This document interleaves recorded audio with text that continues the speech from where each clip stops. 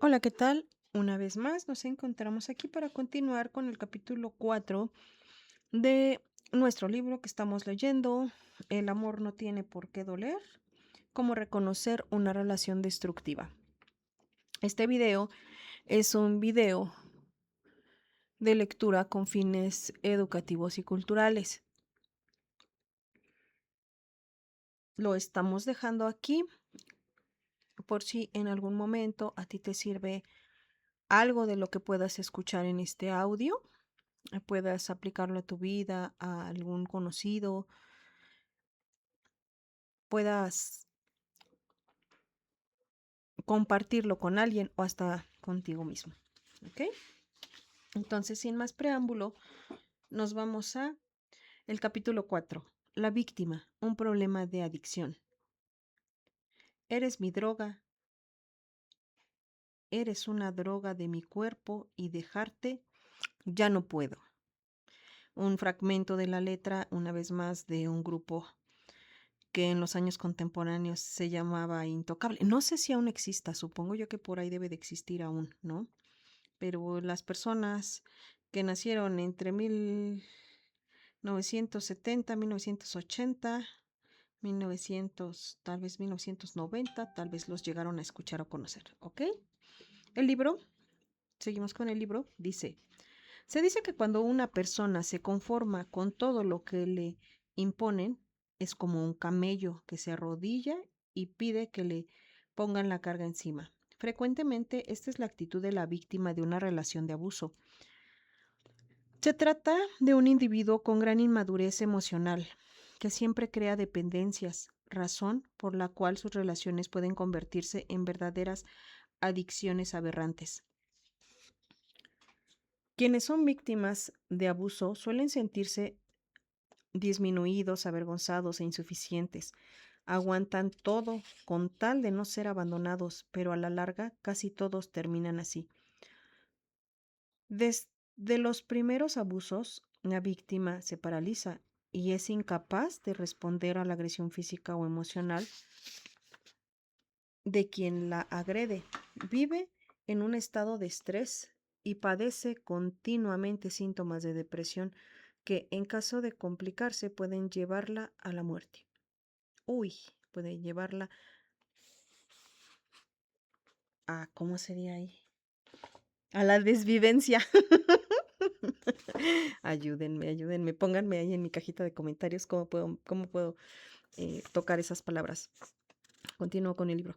Los individuos atrapados en la dependencia de su agresor padecen de una enfermedad que se ha vuelto una epidemia, porque ataca a grupos universales de población sin distinguir sexo, edad o nivel socioeconómico, social y cultural. En México y Latinoamérica, miles de personas, tanto mujeres como hombres, son víctimas de las relaciones destructivas. Y lo que es peor, son adictas a ellas. En su mayoría, difícilmente reconocen que su relación es disfuncional y mucho menos aceptan recibir ayuda para salvarse a sí mismas. Cuando trabajo con adictos a las relaciones destructivas, es desesperante oír la cantidad de pretextos con los que justifican a su victimario, sin darse cuenta de que lo que defienden con su propia pasividad. A ver, otra vez. Cuando trabajo con adictos a relaciones destructivas, es desesperante oír la cantidad de pretextos con los que justifican a su victimario, sin darse cuenta de que lo defienden con su propia pasividad. Pueden pasar años de terapia sin que realmente se decidan a hacer algo para salir de ese infierno en el que viven.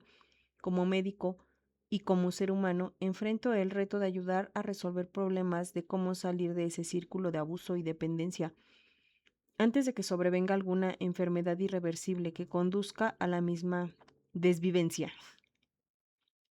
A lo largo de aproximadamente 30 años he tenido trato directo con personas adictas a las sustancias tóxicas, al trabajo, a la comida, etcétera, y todas ellas poseen características comunes. Independientemente de aquello a lo que sean adictas, todos estos individuos son enfermos emocionales. En su evolución, los adictos tienen como característica particular dejar una adicción por otra. Muchos piensan que cuando dejan la adicción a la nicotina engordan porque ya no fuman, pero no es así, engordan porque se vuelven adictos a la comida y empiezan a comer más, es decir, se vuelven comedores compulsivos.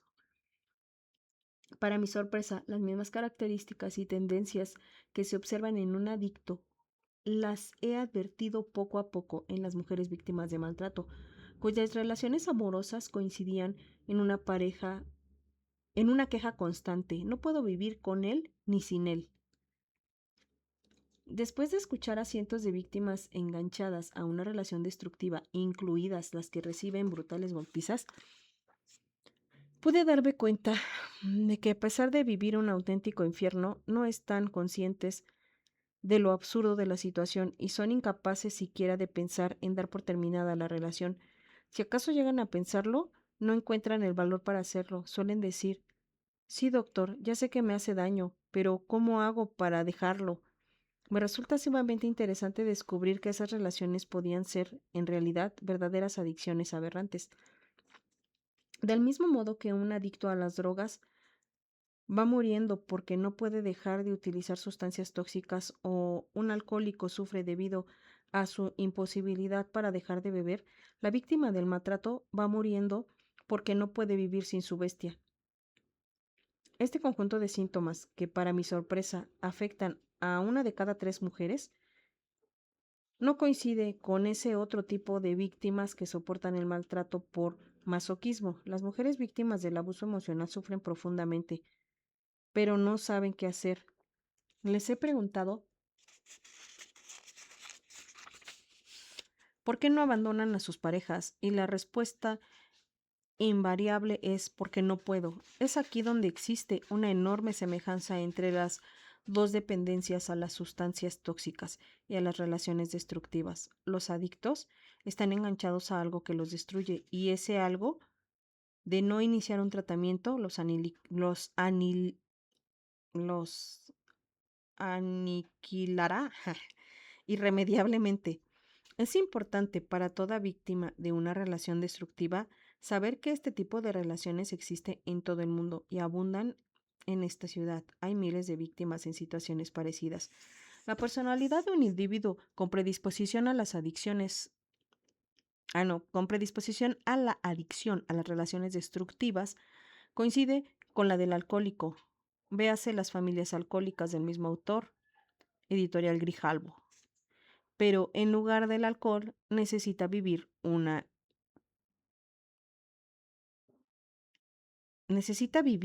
a expensas de las adicciones. A ver, otra vez.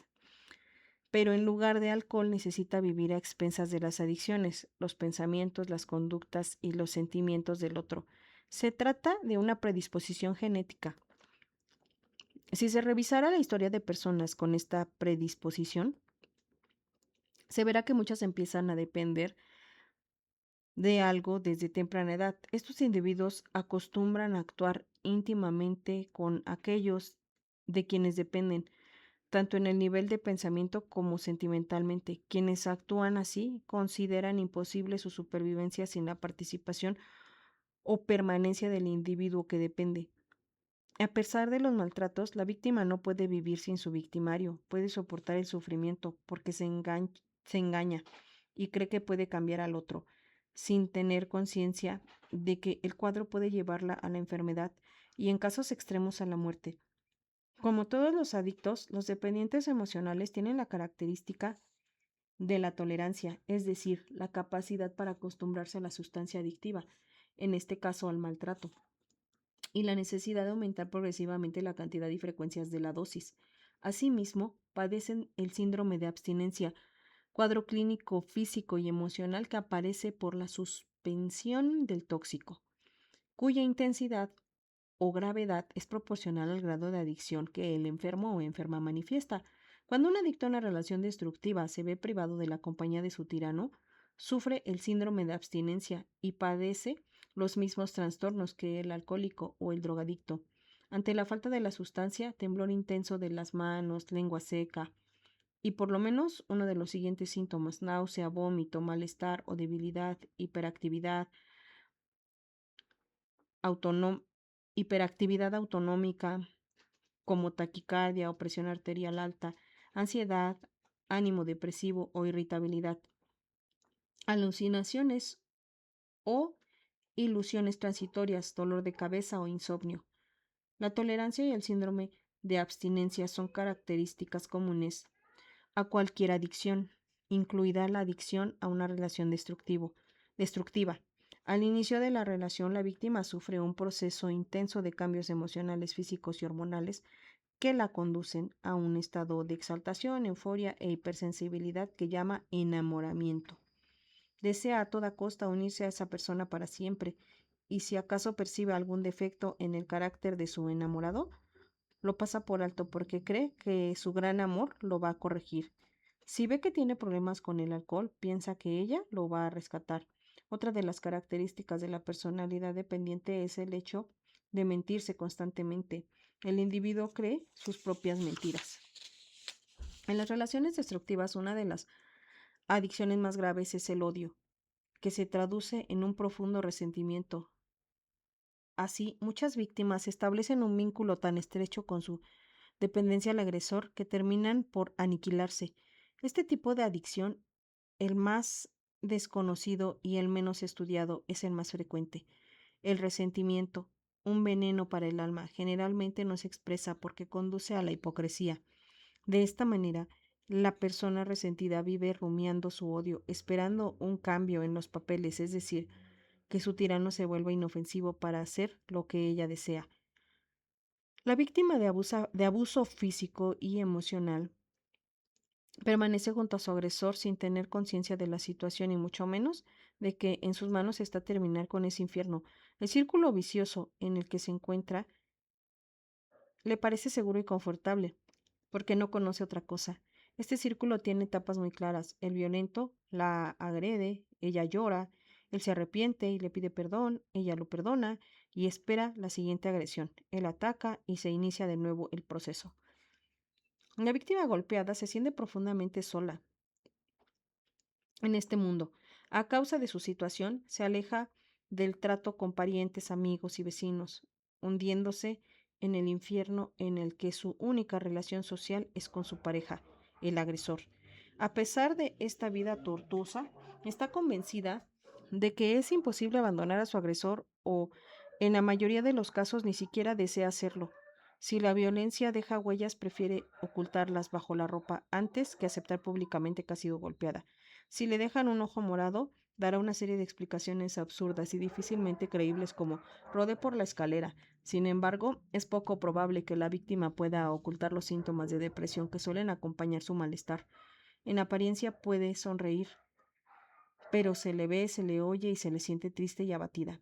Además del miedo a ser abandonada, la persona emocionalmente maltratada no deja a su agresor debido al sentimiento de culpa que padece, pues como piensa que él la necesita, considera una deserción cobarde dejarlo. Convencida de que la situación puede cambiar, continúa con la relación. No obstante, mientras más tiempo permanezca en esas condiciones y cuanto más intenso trabaje para que funcione su relación marital, mayores serán las dificultades para ella. Está implícito tolerar el maltrato, ya que es lo único que acredita su vida. Apartarse de su tirano equivaldría a vaciar su existencia, razón por la cual no desea desvincularse. Un caso muy conocido, ejemplo de la dependencia a una relación destructiva, es la de la famosa cantante Tina Turner. Quien haya visto la película sobre su vida, supervisada por ella misma, podrá darse cuenta de que se desarrolla en un proceso adictivo. Desde el inicio de su noviazgo, tanto ella como su novio muestran señales claras de una relación destructiva. Después de prometerle que nunca lo va a abandonar, ella le tolera golpiza tras golpiza. Vemos también cómo aún con la cara sangrada lo justifica y lo defiende. Ella depende por completo de él, quien la explota como cantante. Finalmente, después de muchos años, logra dejarlo y gracias a que el tipo termina en la cárcel, ella jamás vuelve con él. Uf, qué fuerte, ¿no? O sea, dice, y gracias a que el tipo vuelve a la cárcel o que se queda en la cárcel. O sea que si el tipo no hubiera estado en la cárcel, hubiese seguido con él. Interesante ese dato. Esa es una opinión mía, es un pensamiento mío de esas veces en las que mi cerebro piensa. Este, Continúo con el libro. Cuando una víctima concluye que debe abandonar a su agresor, siente que su razón para vivir dejará de existir, por lo cual es una decisión muy difícil de tomar. La vida de la víctima del maltrato gira en torno de su tirano, se centra en sus decisiones y comportamientos, sometiendo sus estados de ánimo a los de él. Testimonio de una joven de 18 años. Memo y yo nos hicimos novios cuando yo estaba en la secundaria. Desde el primer día que salimos yo empecé a sufrir. Me quedaba toda la tarde esperando que llamara y cuando me daba cuenta de que ya no lo iba a hacer, sentía que el mundo se derrumbaba. Me dolía el estómago, me temblaban las piernas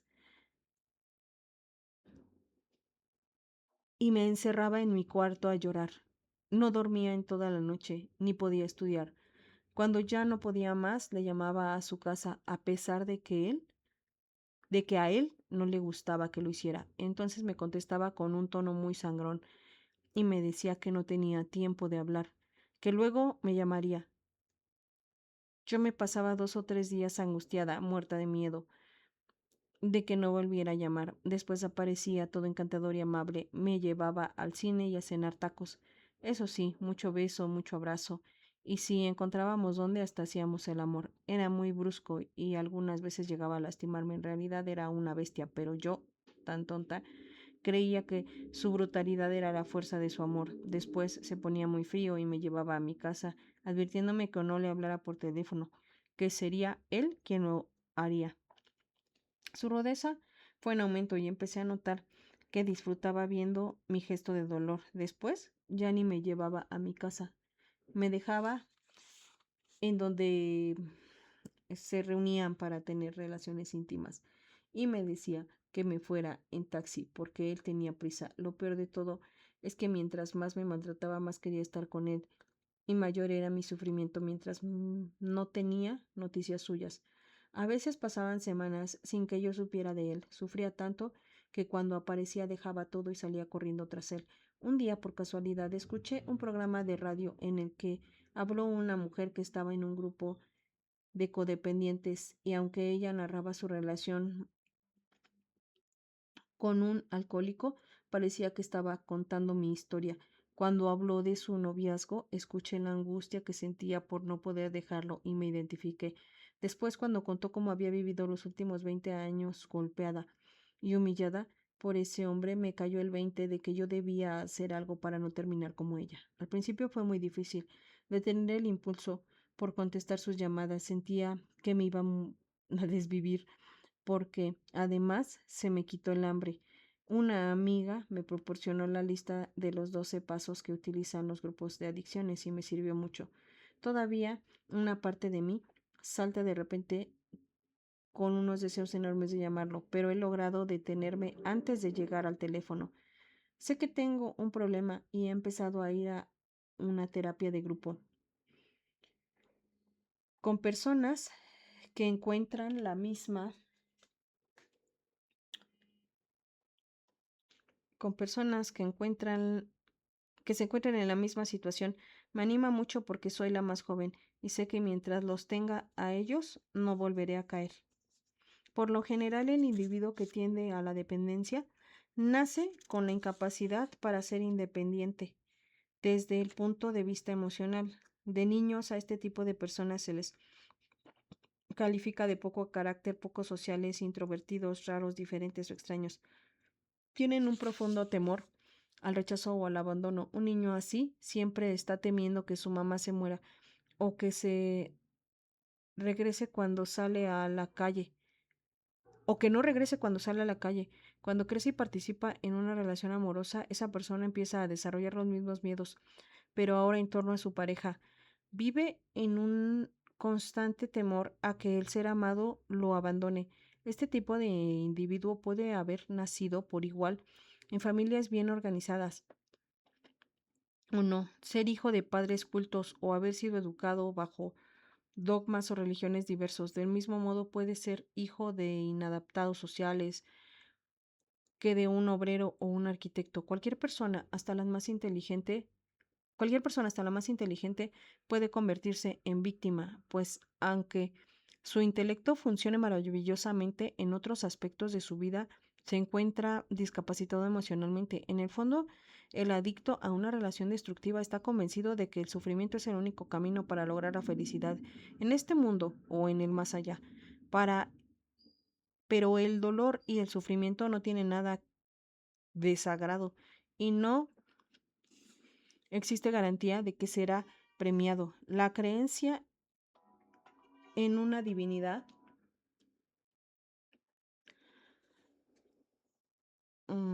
la creencia en una divinidad que se complace con el dolor de sus criaturas está muy arraigada en la humanidad.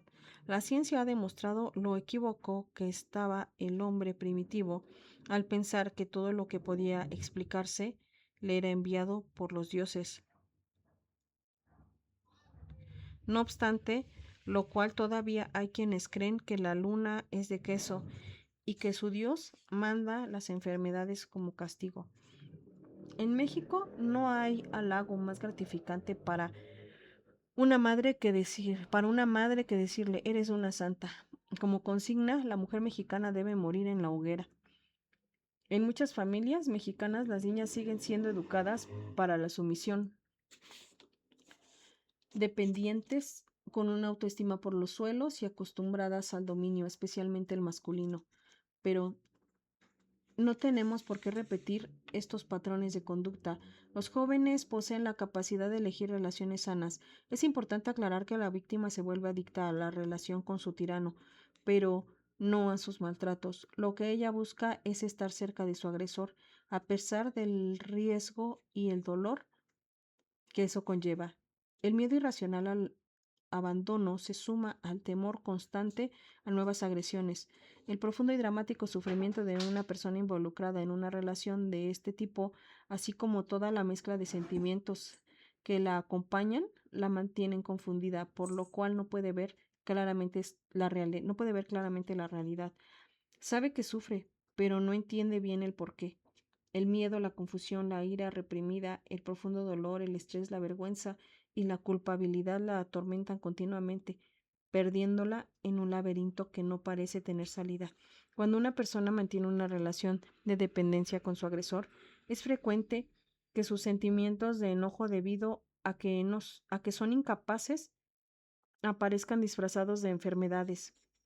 La depresión y las adicciones físicas son maneras de castigarse a sí misma, pero la víctima también puede albergar un deseo inconsciente de castigar al otro mediante su propio sufrimiento. El enojo es una emoción humana normal y todos lo experimentamos en grado distinto.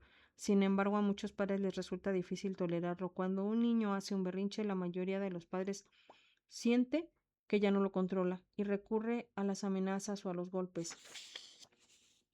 A la niña se le permiten menos vías de escape que al niño, porque de ella se espera la amabilidad y un carácter dulce. La mayoría de ellas aprende a ventilar su enojo mediante la agresión verbal, cuyas formas tradicionales son el chisme, el insulto y el sarcasmo.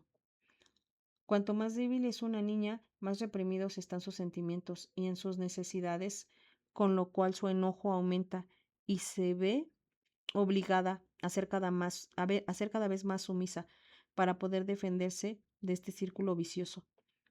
Este es el camino que recorren todos los niños maltratados. No es difícil detectar a alguien emocionalmente maltratado, se le ve estresado y deprimido, infeliz, aunque es poco probable que este individuo asocie su estado con el maltrato emocional, pues quizás se considera protagonista de una historia normal de amor. Ay. Normal de amor, donde me quedé. El estornudo me movió el libro de una historia normal de amor, en la cual el sufrimiento es uno de los combustibles de su relación. Si te encuentras en medio de una relación así, no debes sentirte culpable. Las víctimas tienden a culparse a sí mismas cuando la persona a quien aman lanza su ira en su contra. Como creen que ellas han provocado al agresor, lo disculpan, están seguras de que si hubieran dicho o hecho lo correcto habrían evitado la agresión. Nada de esto es verdad. Sin importar lo que hagas o digas, la persona seguirá con sus agresiones y tú no puedes remediarlo. Si has crecido en un hogar violento, es probable que desarrolles los mismos problemas de carácter y percibas tu conducta como normal. Puedes volverte también muy crítico hacia los demás y contigo mismo, lo cual te lleva a pensar en forma negativa y a aislarte. No todos los niños que sufrieron de abuso se convierten en agresores o futuras víctimas de más violencia. No obstante, la mayoría tiende a involucrarse en relaciones destructivas desde jóvenes, a menos que aprendan a romper el círculo de la violencia. Cualquier tipo de abuso emocional puede conducirte a problemas de autoestima en largo plazo cuyas profundas repercusiones arruinan tus relaciones presentes y futuras pero no es suficiente terminar la relación para que todo se resuelva. Es necesario pedir ayuda porque de no hacerlo, tu predisposición a la dependencia te llevará automáticamente a otra relación de abuso que probablemente resulte peor. Vínculo, alcohol y violencia. Los grupos de Alcohólicos Anónimos cuentan con numerosos testimonios de agresiones de sus miembros en contra de la esposa, los hijos u otros familiares. Entre otras cosas, confiesan haberlos golpeado o insultado. Son miles los relatos de mujeres y niños que han sido golpeados brutalmente por hombres alcoholizados. Pero no todos los borrachos son agresivos, ni todos los violentos son borrachos. Lo que hace el alcohol es desinhibir la violencia reprimida en el individuo y también proporcionar una excusa para comportamientos inadmisibles. Cuando una persona violenta padece la enfermedad de la adicción, causa un daño terrible a los suyos y a sí mismo. La combinación de las dos cosas es fatal. La mayoría de los individuos con estos problemas entran en el programa de recuperación de AA. Cuando el nivel de daño causado a sus familiares suele ser enorme, en la medida en que van recuperando su salud mental, se hacen conscientes y al abandonar la bebida dejan también los golpes. Casi todos los hijos de alcohólicos tienen una predisposición a la adicción. Muchos de ellos pueden terminar siendo alcohólicos o dependientes emocionales. En la película Amores Perros se muestra un claro ejemplo. Una joven cuya madre es alcohólica vive con su marido violento en casa de su suegra. Ella no solo acepta el maltrato y la humillación cotidianos de él, sino que lo defiende y se niega a dejarlo. Aun cuando se le ofrece la oportunidad, se trata a todas luces de una adicta a la relación. Cuando el marido muere, ella elige quedarse unida a su recuerdo y continuar siendo víctima. La actitud de la suegra que defiende a su hijo a pesar de presenciar el maltrato es típica en estos casos.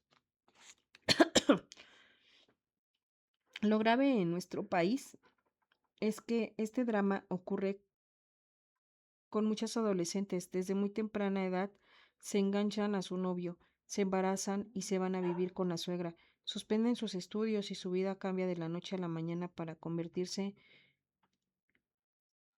en un infierno del que no pueden salir. No solo por la dependencia económica, sino sobre todo por la dependencia emocional que las mantiene atadas. La canción, compuesta por Julieta Venegas para esta película, describe con claridad la posición de un adicto a relaciones destructivas. Veamos dos líneas.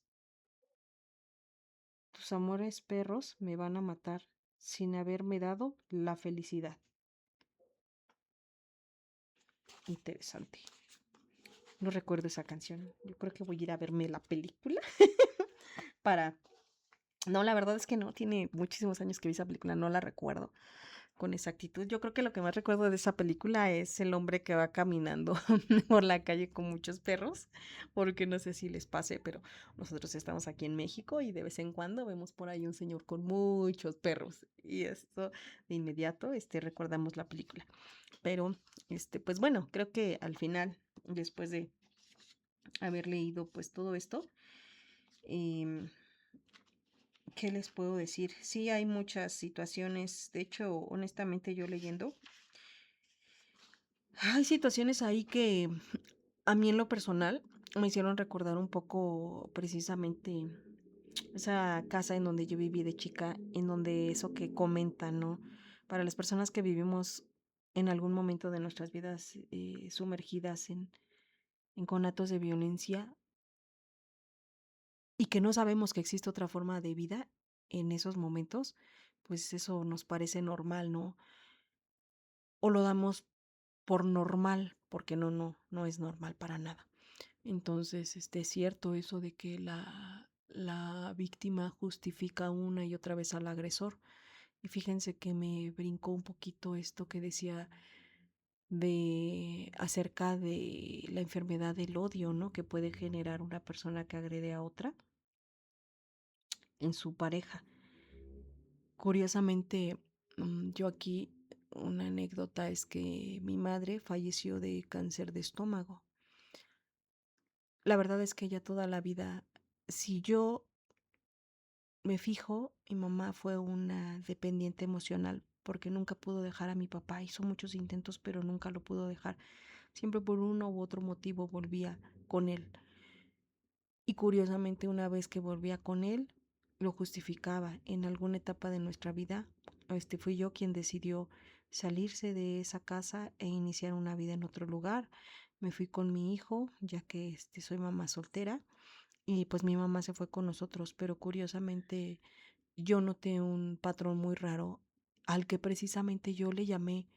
Yo dije, es que no encuentro otra forma de justificar que no sea el amor que ella tiene por él, porque a pesar de ya no vivir juntos, pues él iba para que ella le diera de comer y platicaban y todo como si fueran una especie de novios, ¿no? Pero sin embargo eso no significaba que no siguiera existiendo de repente momentos de violencia. Y entonces yo llegué a esa conclusión, ¿no? De que tal vez ella nunca lo dijo, porque curiosamente también en las palabras de ella siempre estaba él. Yo lo perdoné, yo lo perdono y perdona a todo mundo, ¿no? Pero tal vez en el fondo ella no lo logró perdonar por algo, pues le dio cáncer. En algún momento, en algún libro leí o en algún lugar escuché, es más, no miento, una de las terapeutas me dijo que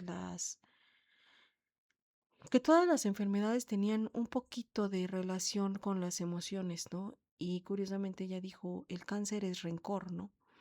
Entonces, ahorita que leí este párrafo, híjole, qué duro para mí y de repente fue darme cuenta de que tal vez eso fue parte del por qué. Yo siempre me pregunté, ¿por qué le dio esa enfermedad? O sea, sí, ¿por qué se murió de eso, no? ¿Por qué la gente buena se muere?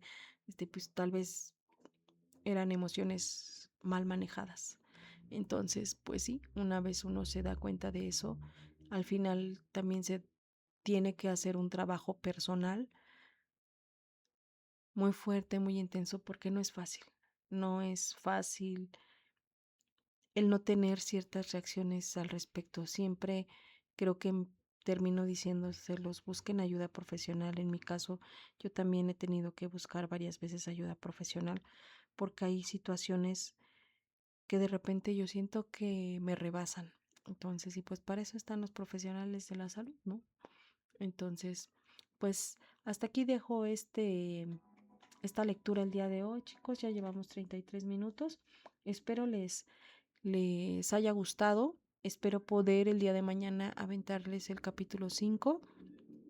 Y una vez más, como siempre les digo, si les está gustando, déjenme un like, déjenme un comentario en la cajita de comentarios. Este, pues para saber tal vez si algo de esto te ha servido, si algo de esto te ha movido, porque son libros interesantes y se los comenté la vez pasada, pues yo lo estoy dejando aquí porque este libro lo voy a donar a una biblioteca. Ahora, solo tengo uno. Si tú quieres que te lo done a ti y si te encuentras dentro del Estado de México o la Ciudad de México, igual deja en mi cajita de comentarios, oye, a mí yo quiero el libro o igual y vete a la descripción de mi canal y ahí está un enlace en el que me pueden mandar un mensajito. Entonces, eso es todo por esta noche, chicos. Descansen y sean felices. Adiós.